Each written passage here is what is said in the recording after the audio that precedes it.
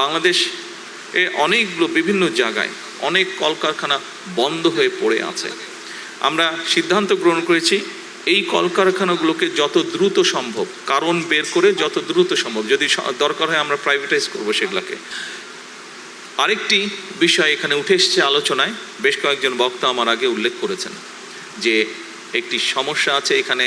খুব সম্ভবত মুক্তাদির সাহেব বোধহয় ওনার বক্তব্যে বলেছেন যে সিলেটে সেই পরিমাণ ইন্ডাস্ট্রি বা কলকারখানা ব্যবসায়িক প্রতিষ্ঠান নেই। খুব স্বাভাবিকভাবেই অনেক মানুষ, তরুণ সমাজের অনেক সদস্য তারা বেকার থাকে।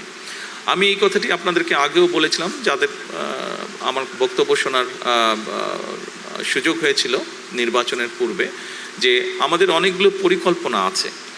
এর ভিতরে মুক্তাদি সাহেব এখানে আছে, উনি একটি কথা বললে পারতেন। সরকার গঠন করা বোধহয় সপ্তাহখানেকের মধ্যে আমি ওনাকে দেখেছি, যেহেতু শিল্প কলকারখানার আন্ডারে বাংলাদেশ অনেকগুলো বিভিন্ন জায়গায় অনেক কলকারখানা বন্ধ হয়ে পড়ে আছে। আমরা সিদ্ধান্ত গ্রহণ করেছি এই কলকারখানাগুলোকে যত দ্রুত সম্ভব কারণ বের করে যত দ্রুত সম্ভব, যদি দরকার হয় আমরা প্রাইভেটাইজ করবো সেগুলোকে।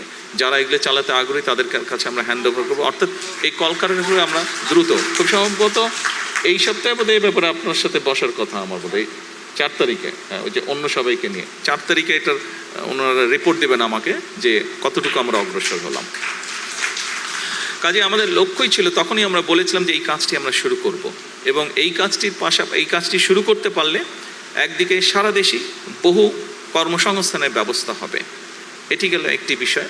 এবং একই সাথে আমরা চেষ্টা করছি দেশে এবং বিদেশে যারা বিনিয়োগকারী আছেন তাদেরকে উৎসাহিত করার জন্য, যাতে তারা বিভিন্ন ব্যবসা প্রতিষ্ঠান, মিল কারখানা অথবা সার্ভিস ইন্ডাস্ট্রি যেটাই হোক, তারা যাতে বিনিয়োগ করেন এবং বিভিন্ন সমস্যা আছে সেই সমস্যাগুলোতে তাদেরকে আমরা চেষ্টা করছি সহযোগিতা করতে, যাতে তারা বিনিয়োগ করেন, কর্মসংস্থানের সুযোগ হয়।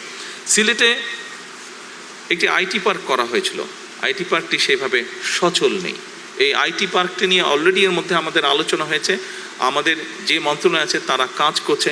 আমি কোয়াইট কনফিডেন্ট আই যে ইনশাল্লাহ দ্রুততম সময়ে আমরা এটা চালু করতে সক্ষম হব আইটি পার্কটি, যাতে করে আমাদের তরুণ সমাজের অনেক সদস্য আছে যারা ফ্রিল্যান্সিংয়ের কাজ করে, আইটির বিভিন্ন কাজ করে, ডাটা প্রসেসিং কাজ করে, তাদেরকে আমরা ওখানে সুযোগ তৈরি করে দেওয়ার চেষ্টা করব, যাতে করে সেই মানুষগুলো যারা কাজ করছে তারাও ওখানে কাজ করার সুযোগ পায়, যাতে তাদের ইনকাম বৃদ্ধি করার সুযোগ পায়। যারা কাজ করতে চাচ্ছে কিন্তু কাজ করতে পারছে না, এরকম যারা আছে তাদেরকে আমরা ওখানে সুযোগ করে দেব। আমরা আইটি সেক্টরে এই কাজটি এখানে করতে চাচ্ছি।